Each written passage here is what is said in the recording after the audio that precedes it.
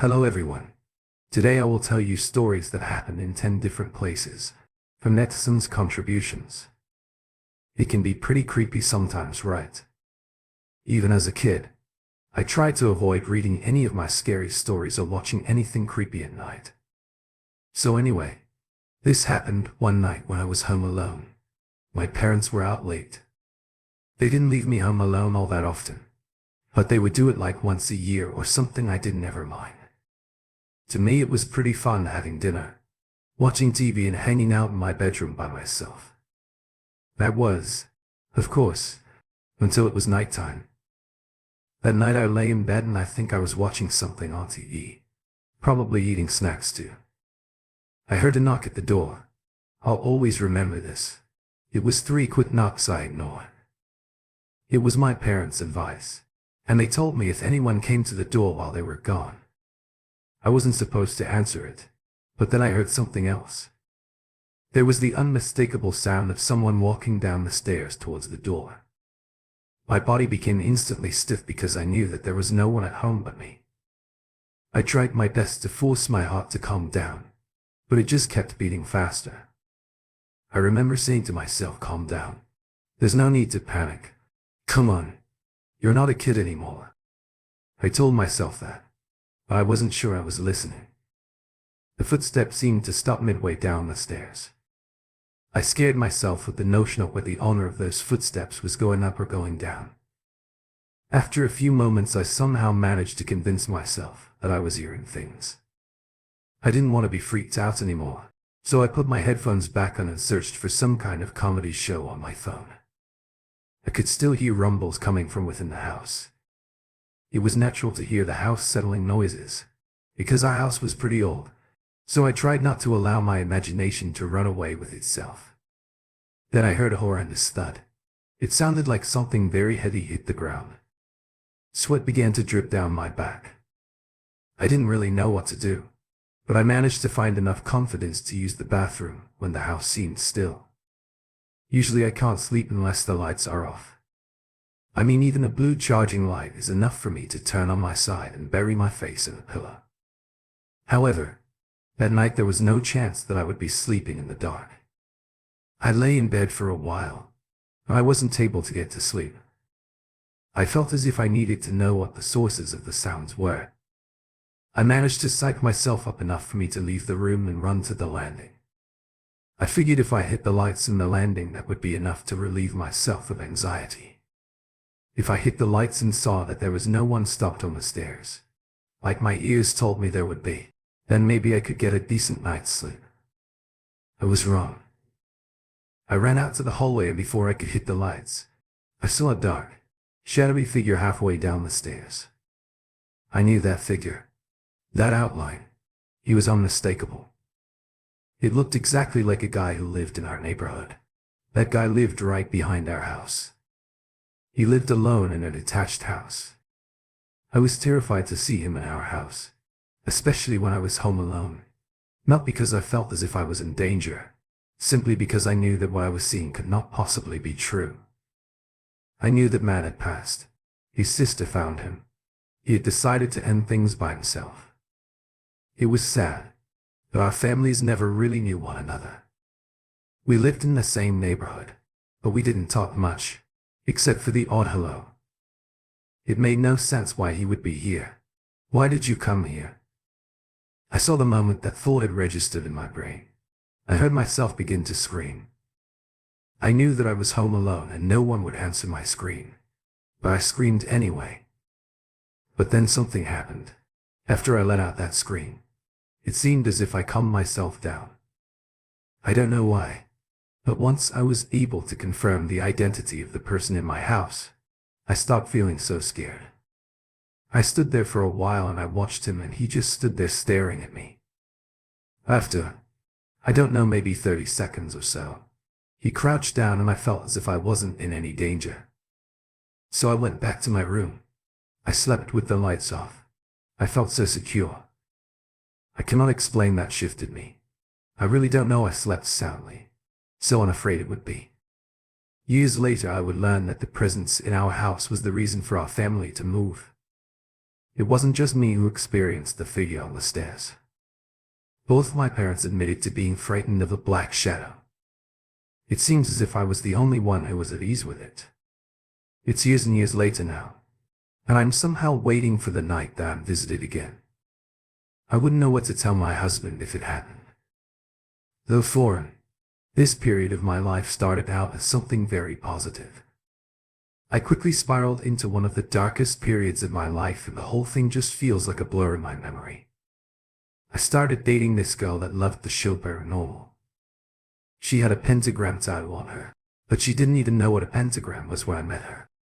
It was essentially a symbol from the show that looked very similar to a pentagram. Things were great at first. I got a job at a warehouse, working the night shift, and shortly after I was able to get a cheap 3-bedroom in the city. I loved the apartment and I loved her.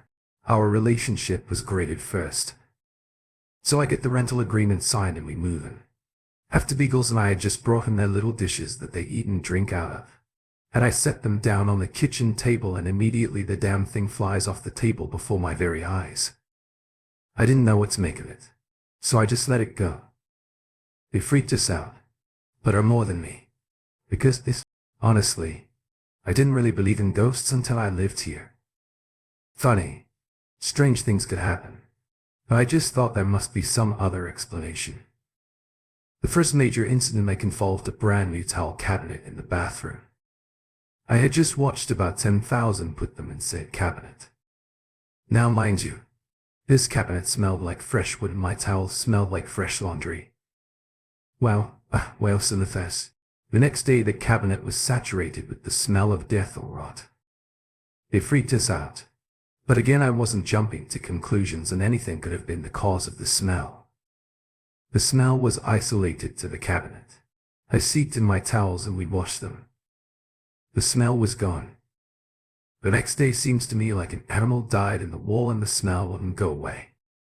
At this point we had heard the place is haunted from the upstairs neighbor. Apparently a 7-foot-tall shadow man in a hat had been seen. Neighbors' friends saw it and would not come down to the house due to fear anymore. Whatever this entity was, it seemed to have a sort of obsession with my dogs, and the dog's bowl in particular. So I'm at work. It's about 3 a.m. and I'm in receipt of a frantic phone call from my girlfriend. She didn't work and just stayed home all day and night, so she experienced most of this. She was in tears and so scared she could barely get the words out. Honestly, it still makes me feel the same type of way, remembering how scared she sounded. She was in the living room, which was a big space, essentially half the apartment connected to the kitchen, which was essentially the other half, chilling with the dogs on the couch. When she heard a knock in the kitchen, my dog's scalp perked up, then starts growling and staring in the kitchen like there was an intruder. She's looking, and before her eyes the dog dish in the kitchen very slowly starts sliding across the kitchen floor. She basically went into shock out of fear, but called me and I came home and did what I could, which was basically nothing, and put the dog bowl in its spot and went back to work. 10 minutes later, I got another call. The dish moved again. Her mother picked her up and she spent the night away. The sun was up and I got home, and the house always felt safer when the sun was on. So I just went to sleep. The front patio light started going on and off by itself. It was creepy, but again nothing too crazy. My one dog seemed to never see the entity, but my other dog would always have this terrified expression on her face and would behave as if another person were in the house. The upstairs neighbor was going through the attic and found some last notes in the prior tenant's belongings. That's it. Mad AK is God. I gurgled Mad Arch, and it turns out that it was some ancient Babylonian god. I bring up to the landlady that the place is haunted and she confirms it. Cool. Thanks for telling me that after I moved in. Shortly after, my ex starts hearing disembodied voices. A man whispering in her ear from directly behind her when she was in the bathroom. My voice calling to her when I'm asleep runs away, and footsteps around the house tables, zipping over in the living room in the middle of the night, causing me to storm out my bedroom ready to whoop some burglar to find nothing but an overturned table. Whatever this thing was, It was horribly negative. This wasn't just some haunting where a ghost is doing random things. It had a mind, and it seemed to be doing things that caused stress and negativity to take hold on my relationship.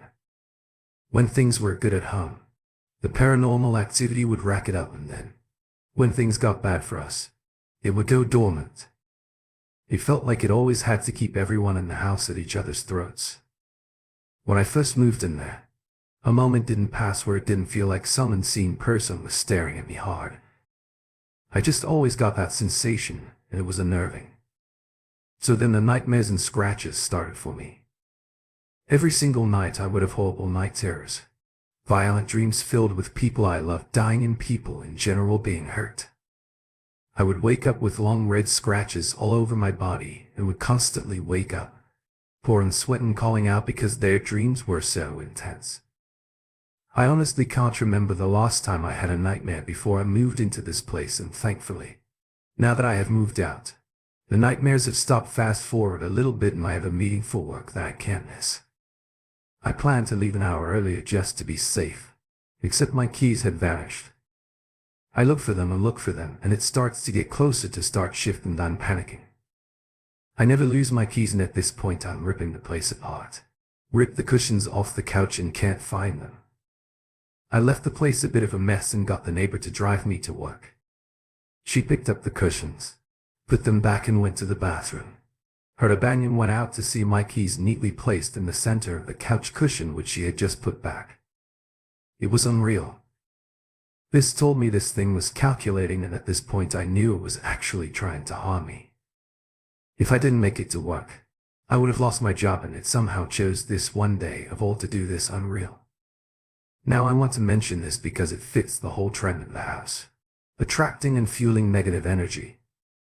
The upstairs neighbor was this chick, not a bad girl, but she had this deadbeat boyfriend that never worked and pretty much just laid around and did drugs 24/7 and moved off her.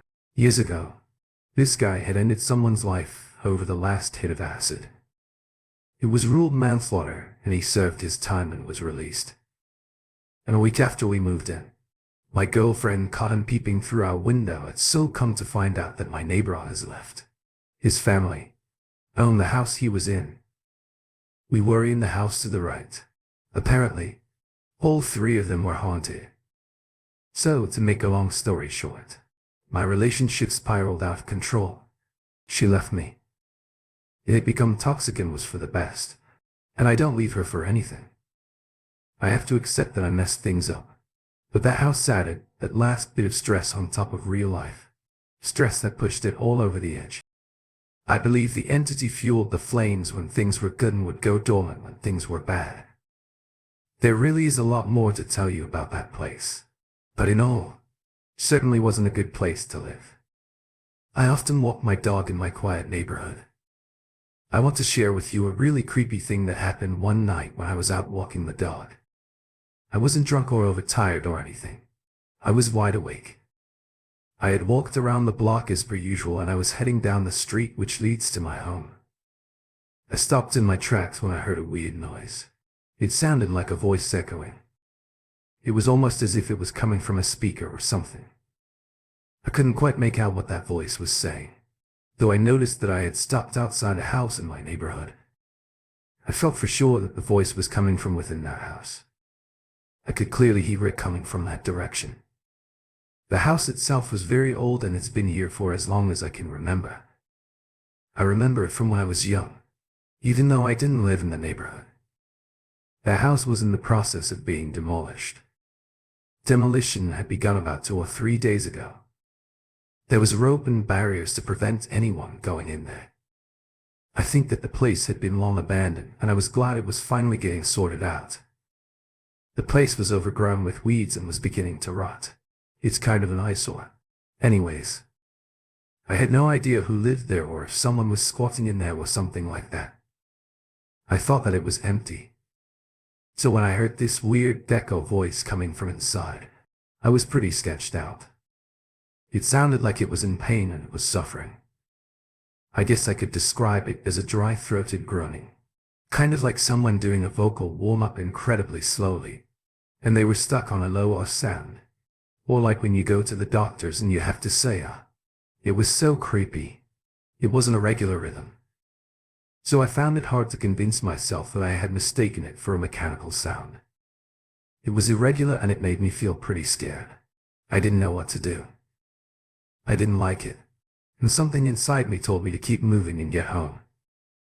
As soon as I moved away from the front of that house, the creepy moaning stopped. Now if there was someone in that abandoned house who was trying to freak me out by using some radio or speaker, then it should have faded away as I walked off. But it didn't. It just stopped. It was. At this point my dog, who is usually so good at standing guard, started to nervously shift around.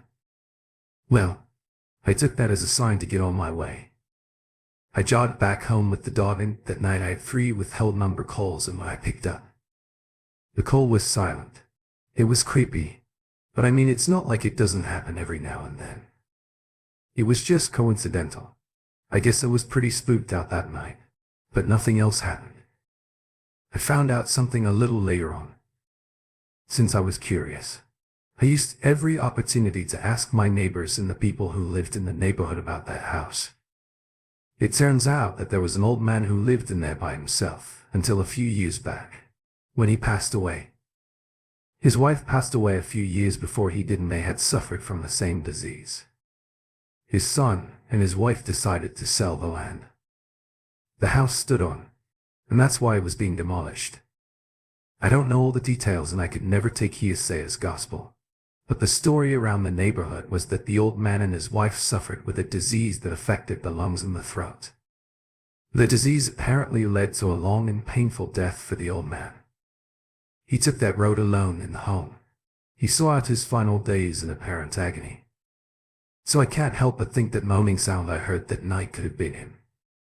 Perhaps his spirit is still in there. It was really creepy, but I hope he's at peace now. My girlfriend and I both attend university, and we live in a relatively old apartment building in the town of St. Cloud, Minnesota. The building was constructed around the 70s, and though it's nice, something about it gives off an extremely airy feeling, almost a dark, heavy feeling, since rent is cheap and is close to campus. We moved in anyway. Let me preface and say that we live on the 2nd floor of the building, and our neighbors above and below us. We have never met our neighbors, oddly enough, but assume they are just older residents.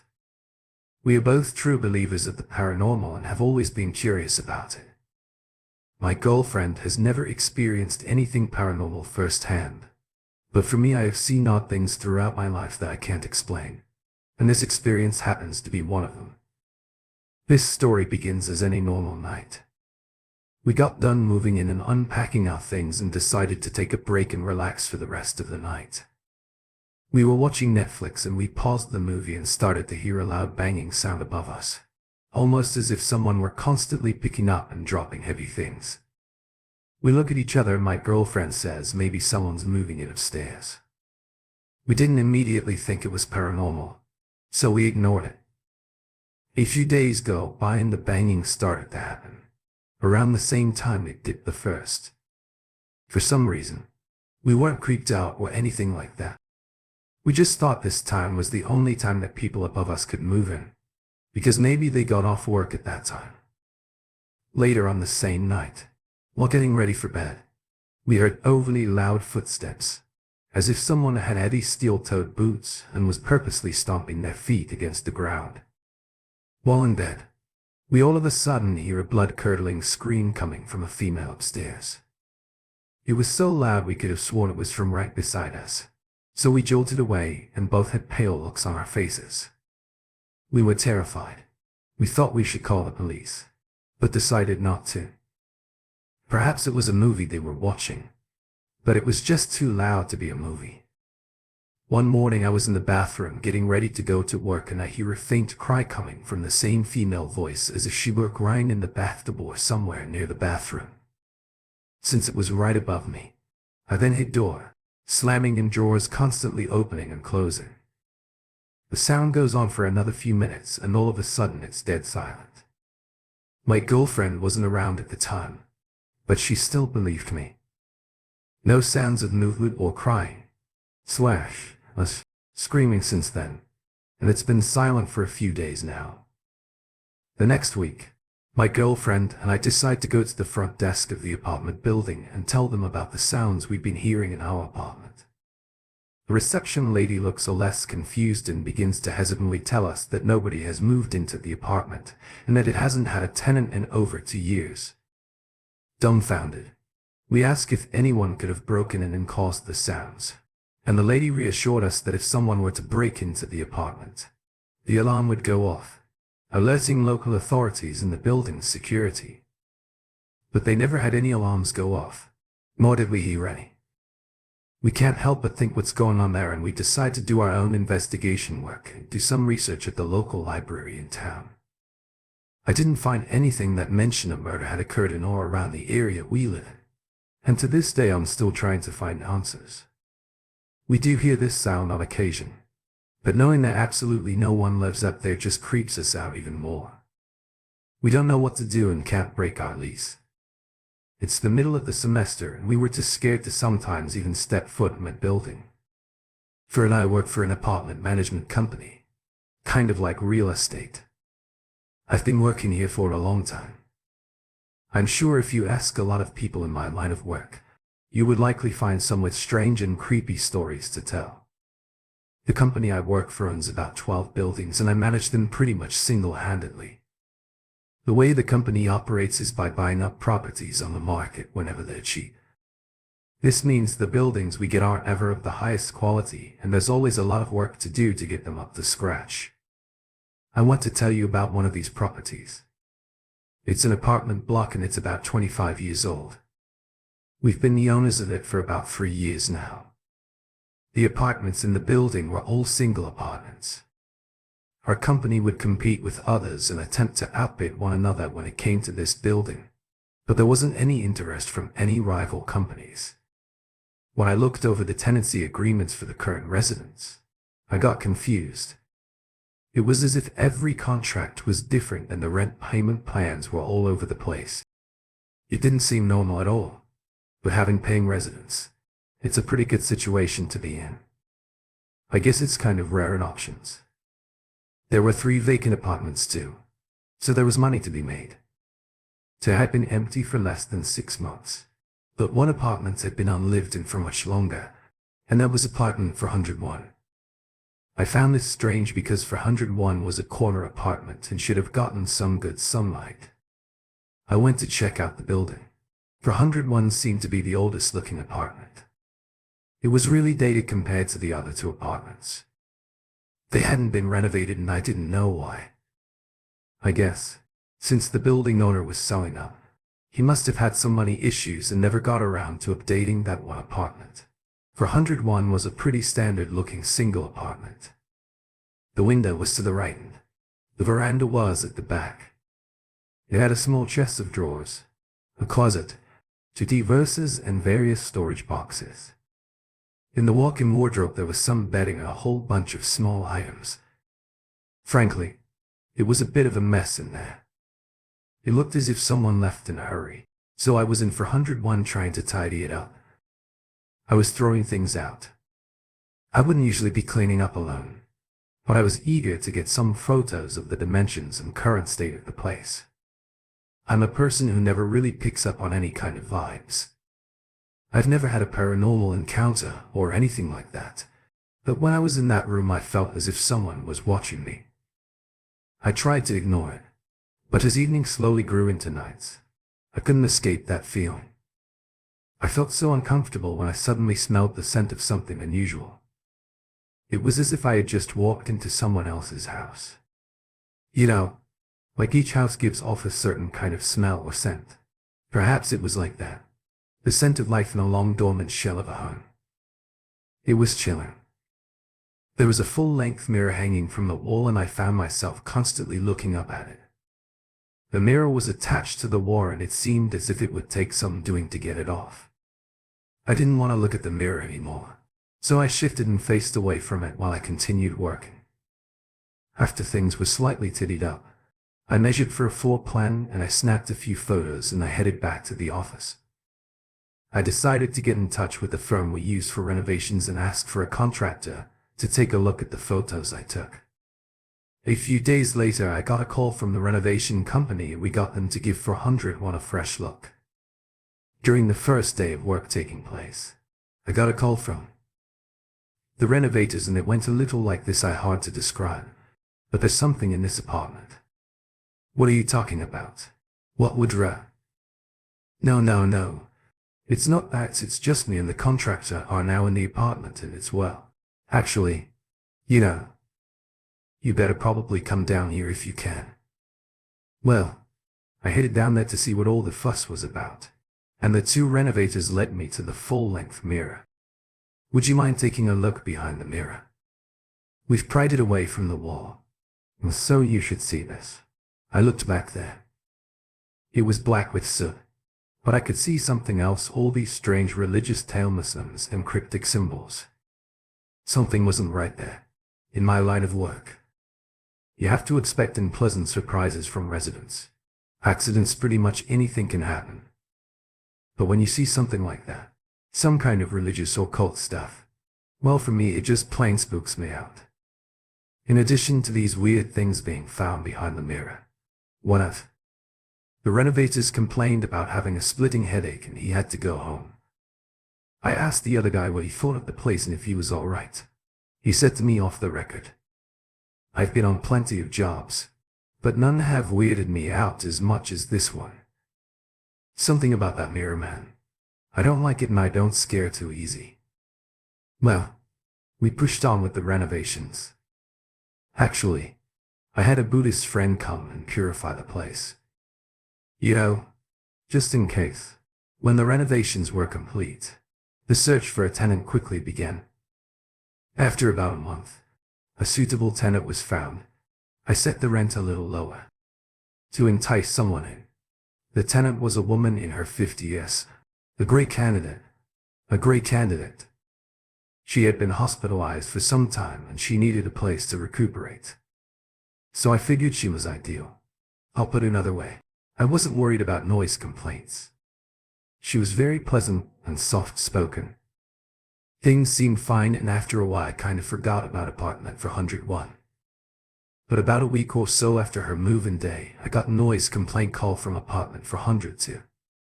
The residents said that the woman in apartment 401 was screaming at night incomprehensible words while hitting the walls and throwing things around. I couldn't really believe that could be true.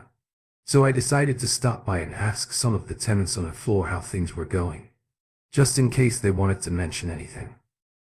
They didn't need much encouragement. They told me all about their new neighbor. They said that she would burst out of her apartment into the hallway at night. One told me some of the phrases she heard her shouting as she passed through the hall. "Is watching me from the ceiling, springing home. Women at night.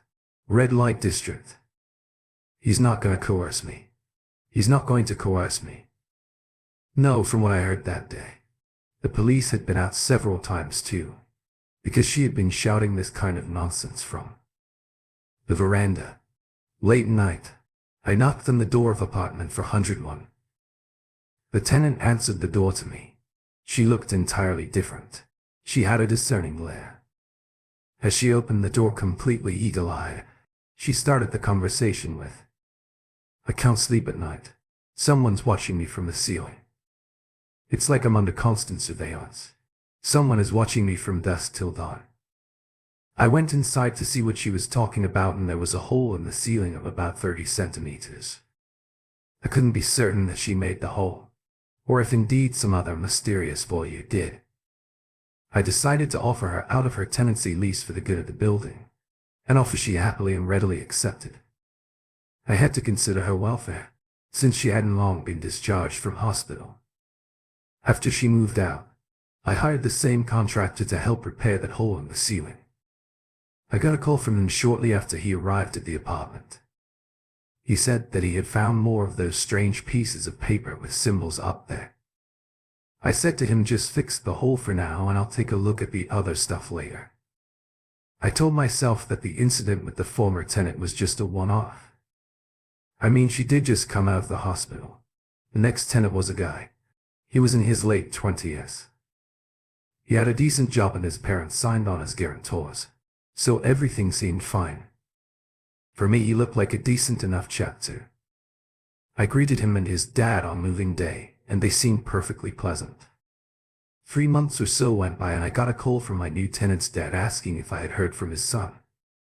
I said that I hadn't, and he told me that he hasn't been able to get in touch with his son for about a week. He wanted me to go to 401 with the keys to do a welfare check with him. Right away I realized that the rent hadn't been paid as well. Both his parents arrived and informed me that their son had been missing from work. Without notice too. I started to get worried and began to think the worst. We arrived at 401 and I pressed the doorbell. Unsurprisingly, there was no response. I then opened the door with the duplicate key we retained. I pushed open the door. I was snapped against the chain. It was open enough to pour out a horrendous smell, though the stench was so terrible that it caused me to almost throw up in front of the parents. I covered my mouth and tried to look in through the door. It was pitch black in there, but I could make out the shape of what I thought was a garbage bag. I called out the tenant's name. No reply. His mother called out. I could hear the sense of pain and worry in her voice. No reply. I realized during the intervals we expected a response to come and that I could faintly hear the sound of the TV inside the room. I told his frightened parents that I had a chain cutting tool in my car and I would go and get it. I came back and I told them that I was happy to enter the room ahead of them. I was still thinking. The worst, and I cannot imagine the pain it would have caused them, is to see their lifeless son in that apartment. I cut the chain and I headed in. It was dark in there and there was garbage all over the place. I tried the lights, but they didn't come on. The main room was almost completely dark, except for the TV. I called out once again while looking around the room. Then my eyes fell on him. He was there, sat at the edge of his bed with the duvet wrapped around him. I shouted out and shot and his parents came rushing in. They called out to him asking if he was okay, but he didn't respond. He just hung his head. His hair was long and he hadn't shaved. He looked almost unrecognizable to the person who moved in 3 months ago. I looked up at the ceiling. With the help of the glow of the TV, I noticed that there were black garbage bags taped to the ceiling. I opened the curtains to see that he had done the same to the windows and of random OS too. This was very unusual and it was freaking me out. I called an ambulance and went about removing the bags as they could be a hazard. The ambulance arrived and the parents and the son all went off to the hospital. I think they were all crying by the time they left. A few days later, the tenant's mom came and told me that they were taking their son back to the countryside to recuperate. She said that she wanted to cancel the contract for apartment for 101. Who was I to say no to them? I mean, I could have dug my heels in, but I like to think I have a little more decency than that. I wanted to ask how he was doing, but I just didn't feel it was right to pray. It's been about 2 years since he moved out and we aren't offering that apartment out to tenants at the moment. To be honest, I would be happy if no one lived in there ever again. We've had a lot of questions by the police, acquaintances, etc. It seems as if apartment for 101 has earned itself a little infamy.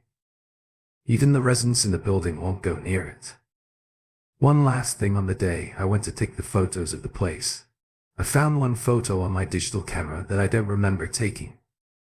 The camera is just pointing towards the ceiling, towards the part where the hole was made. I want to know about the history of that building and that apartment, because the first residents' comments intrigued me. What I thought at the time was incoherent. Babel might hold some clues to the mystery of apartment for 101, especially the comment about the man bringing back women to the room and her saying that he was going to coerce her. I wonder what she was referring to. I wonder what stories the mirror and the walls would tell if they could. When I was about 8, we moved into this run-down house, which I later found out that the entire area used to be a First Nation camp. But there was a huge landslide some 100 years ago, and so the entire area is pretty much houses in a baseball stadium built over an ancient burial ground, and doors would slam, and my dad was thrown from the wall point to point. The basement was terrifying and had a chain lock on it. And while my mother was in the bath, I decided to close the door, since it creeped me out. But when I shut, it slammed back open and hit me in the face violently. Those are just some of the examples from what happened in the house. And when we moved down, my dad and sister took down drywall in the basement and found satanic symbols all over the walls and an otter which had a passageway to hell written on it. So it turned out, the previous tenant was Satan Meshafers and the landlord knew. So we got the hell out there. I know it sounds insane. It's insane to me too. But I think something attached itself to our family from that house. When I was 11, I was looking for my shoes when I opened a cupboard in the basement and I felt someone breathe on my neck and a male voice whisper in my ear. That same year, my dad and I were in the kitchen at around 1 a.m. and he all of a sudden looked terrified as he's staring at nothing. I've never seen my dad so scared in the room when called another religious person, but I started praying that prayer that goes, Our Father.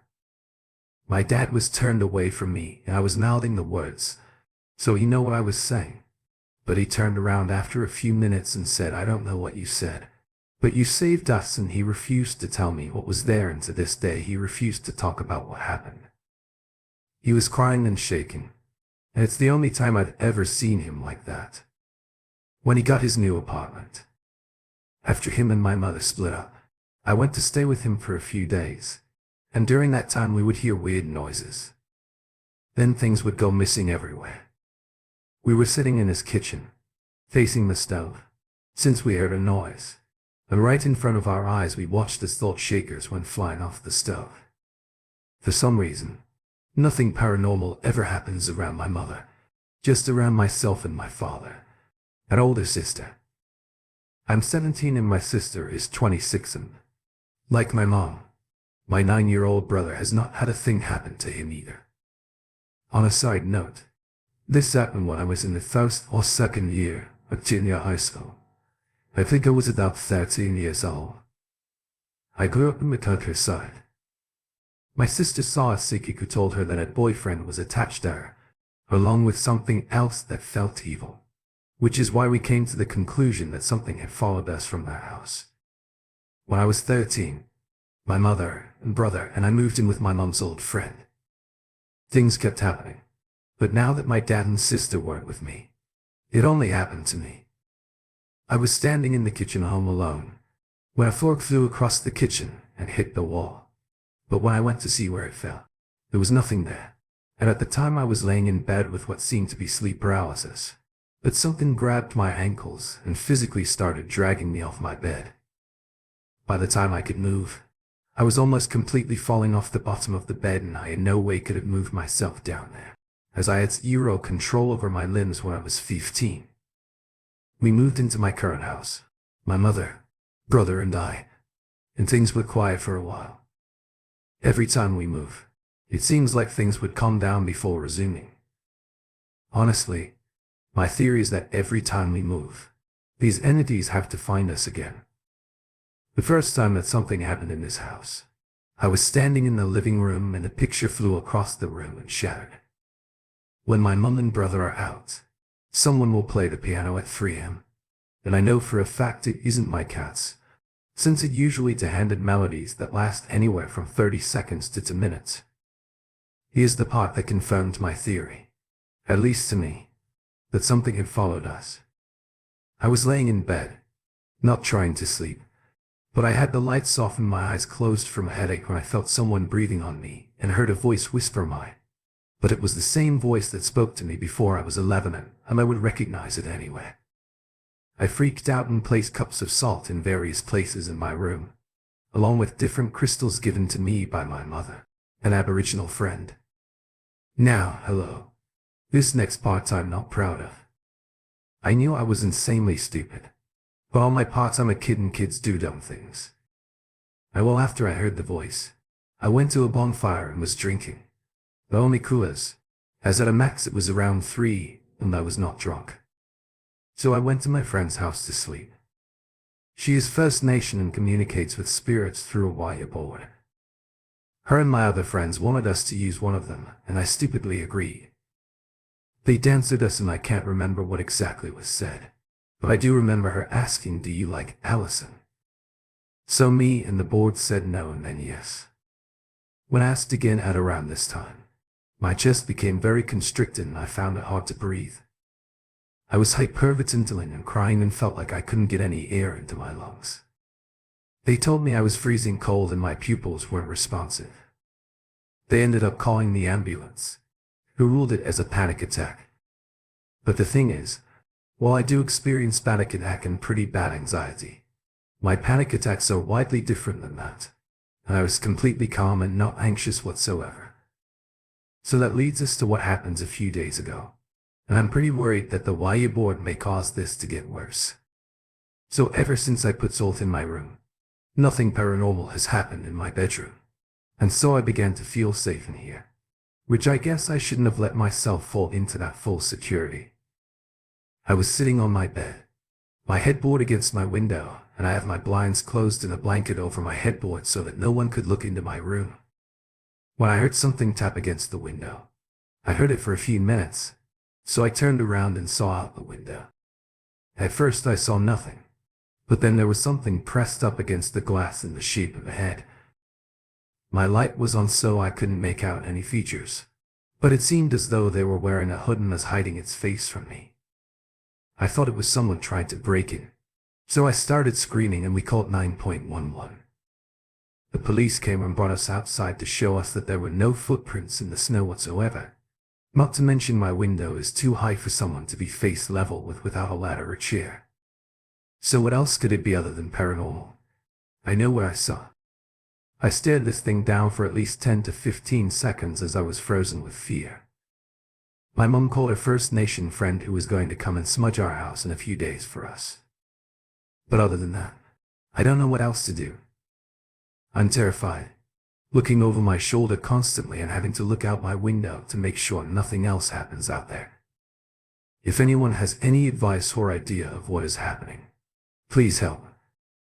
I know this sounds crazy, but it's the truth. When I was a teenager, I used to hang out all the time at my friend's apartment. He lived in a 3-story building on the middle floor. His place was pretty old and small, but it was nice enough because it was only a 3-story building. There was no elevator, so I would often run into residents on the stairs or in the communal areas. There were some young people in there, mainly women.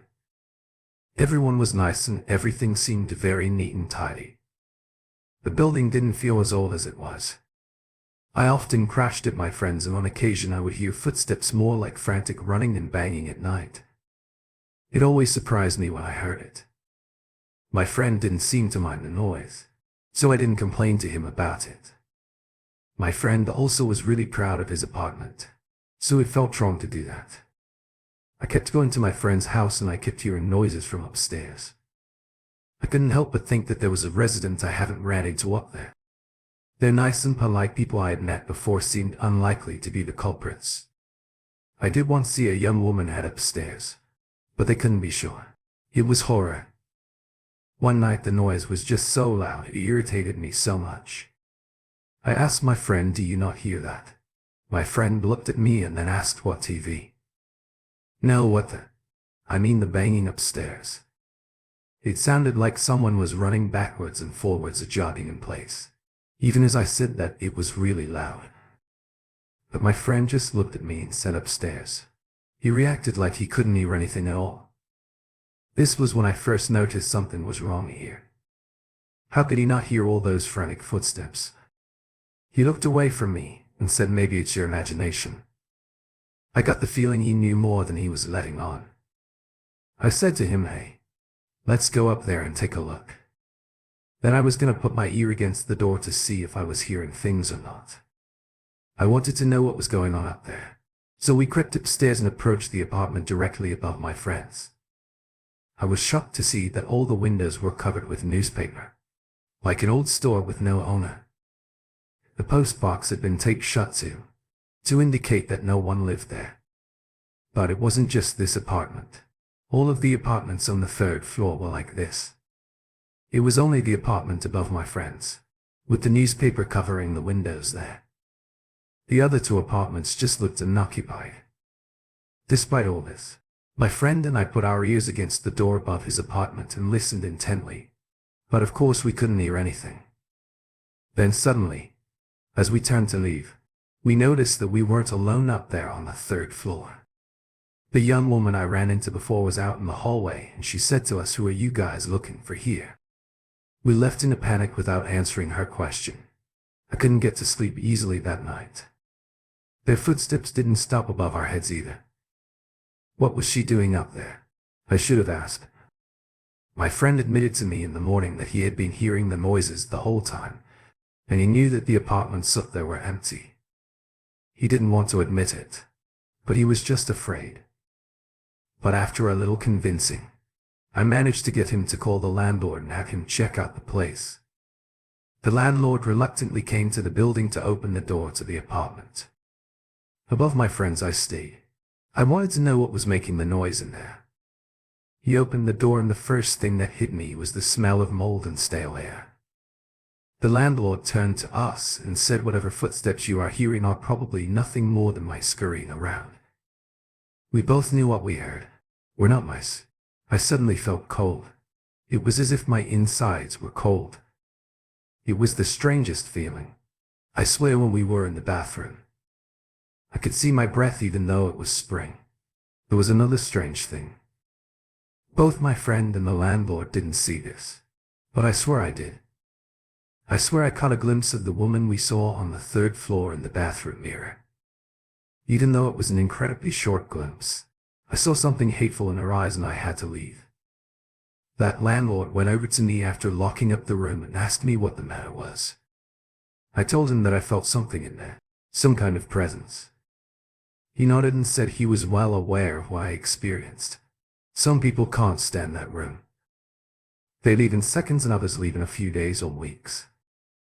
That doesn't just go for that apartment, but the apartments either side of it. I can't get my tenants to stay in there. There's only ever been one incident in that apartment. This happened when I was in the first or second year of junior high school. I think I was about 13 years old.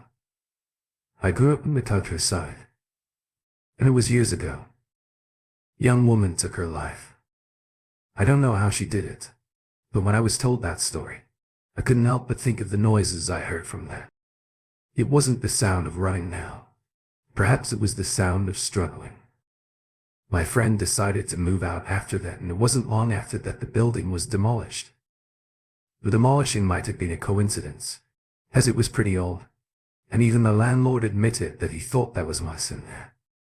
He would have probably taken any offer he could on the building or the land it stood on. Anyway, I remember those nights at my friend's house, and I still hear the sound of those footsteps frantically against the floor above our heads. This happened when I was in the first or second year of junior high school. I think I was about 13 years old. I grew up in the countryside. Today's story ends. I wonder if you feel creepy. If you are interested in horror stories, welcome to subscribe to us. See you next time.